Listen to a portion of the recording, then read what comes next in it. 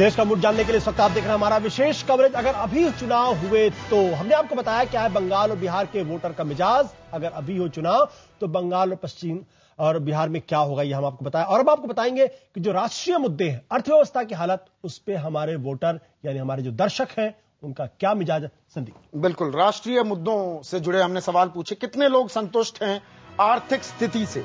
और यहां पर आपको बता दें कि 2004 में यह आंकड़ा था 63%, 2009 में 62%, 2011 में 64%, 2013 में 59% लोग अभी भी संतुष्ट हैं। लगातार पॉलिसी पैरालिसिस की बात होती है, लेकिन 59% लोग संतुष्ट हैं। और क्या वाकई बढ़ी हैं जरूरी वस्तुओं की कीमतें? 2011 में 51% लोग कह रहे थे कि हां, कीमतें बढ़ी हैं, और यह आंकड़ा 2013 में आज की तारीख में बढ़कर 81% हो गया है। और कौन है बढ़ती कीमतों के लिए जिम्मेदार? अहम सवाल। 12% लोग कहते हैं कि राज्य सरकारें जिम्मेदार हैं, जबकि 34% लोग कहते हैं कि केंद्र सरकार जिम्मेदार है। आशुतोष, बिल्कुल, पटना में हमारे साथ साइबल गुप्ता लगातार मौजूद है। बार बार कम्युनलिज्म के बारे में बातचीत की जा रही थी। हमने बिहार की पॉलिटिक्स के बारे में डिस्कस किया, हमने पश्चिम बंगाल के बारे में डिस्कस किया, बट ये जो महंगाई का आंकड़ा जो 51% से बढ़ के 81% यानी 30% का जो डिफरेंस है, दरअसल ये होगा गेम चेंजर। साइबल, आपको क्या लगता है, मोदी होंगे या फिर महंगाई? देखिए, नॉर्मल कोर्स में अगर मोदी सेंटर स्टेज में नहीं आते जी तो इकोनॉमिक इश्यूज डोमिनेट करता डिस्कशंस में। वही एजेंडा के रूप में आता। कई तरह का जो नेशनल लेवल में जो पॉलिटिकल पैरालिसिस है या इन्फ्लेशन है, इनफैक्ट हिंदुस्तान में स्टैगफ्लेशन का सिचुएशन है कुछ मामले में। एक तरफ स्टैग्नेशन है, एक तरफ इन्फ्लेशन है। मगर जो नरेंद्र मोदी का जो एडवेंट हुआ नेशनल पॉलिटिक्स में जी, तो यहाँ एक दूसरा तरह का डिस्कशंस होने लगा।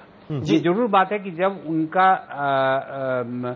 नेशनल फॉर्मेट में आए तो उसमें गुजरात मॉडल का बात हो रहा था। जी जी जी, गुजरात मॉडल बहुत ऑथेंटिक मॉडल नहीं है डेवलपमेंट का, स्पेशली अंडर डेवलप्ड स्टेट्स का। जो बात आप कह रहे हैं शायबल, नीतीश कुमार जिस ढंग से अंडर डेवलप्ड स्टेट्स को का बात रखे, स्पेशल कैटेगरी स्टेटस का बात रखे, डेवोल्यूशंस का बात रखे, वो इन्फ्लुएंस भी किए जो यानी कि अलग अलग मॉडल्स हैं आप ये कह रहे हैं डेवलपमेंट के। प्रदीप जी, क्या यहां पर बीजेपी में भी एक तरह की सकपकाहट है कि नरेंद्र मोदी वो एक कुशल प्रशासक भी हैं, डेवलपमेंट मैन भी हैं, कि सिर्फ विकास पुरुष के तौर पर हम पेश नहीं कर सकते गाए बगाए, इसीलिए भी हिंदुत्व क्या सेंटर स्टेज पर आ रहा है? कांग्रेस लपक रही है नो डाउट, लेकिन बीजेपी भी कर रही है ये काम। बिल्कुल, आप देखिए, नरेंद्र मोदी को बीजेपी एक पूरे पैकेज के तौर पर पेश करना चाहती है। इसमें हिंदुत्व भी है, राष्ट्रवाद भी है, इसमें गवर्नेंस भी है, इसमें डेवलपमेंट भी है। तो इसमें से जो आपको पसंद हो ले लीजिए, वो सब ले लीजिए। तो एक पूरे पैकेज के रूप में, मतलब ये बुफे नहीं है, थाली है, ये सब कुछ सजा के मिला हुआ है। जो आपको अच्छा लगे वो ज्यादा ग्रहण कीजिए, जो खराब लगे उसको कम कीजिए। तो नरेंद्र मोदी और बीजेपी, नरेंद्र मोदी की खासतौर से पूरी कोशिश यह है कि ये चुनाव 1971 के चुनाव जैसा बन जाए, जब इंदिरा गांधी कह रही थी कि मैं कह रही हूं गरीबी हटाओ, ये कह रहे हैं इंदिरा हटाओ।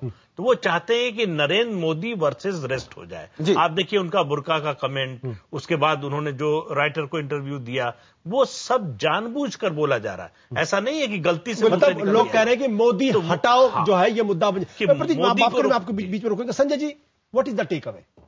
क्या इसमें कहा जाए, ये जो 30% महंगाई की बात है, ये दरअसल बड़ा मुद्दा नहीं हो पाएगा क्या? नहीं, मुझे लगता है ये बहुत बड़ा मुद्दा है, लेकिन कुछ अन्य सवालों पर हमने देखा कि जहां तक लोग केंद्र की सरकार को इसके लिए ज्यादा दोषी समझते हैं, लेकिन एक दूसरे सवाल पे कि कौन सी पार्टी बेहतर है इसको सुलझाने के लिए, दोनों पार्टियों में लोगों को खास अंतर दिखाई नहीं पड़ता।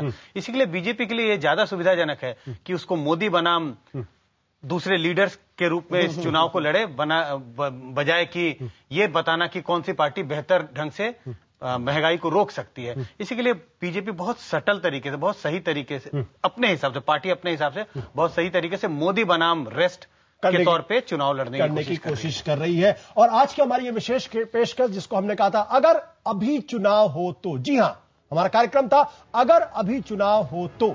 इसके मद्देनजर आज हमने बिहार और पश्चिम बंगाल के बारे में चर्चा की, साथ ही महंगाई और आर्थिक मुद्दों पर भी चर्चा की। इसका हमारे वोटर पर क्या असर पड़ने वाला है। कल फिर ठीक 7:30 बजे आपके सामने हाजिर होंगे कुछ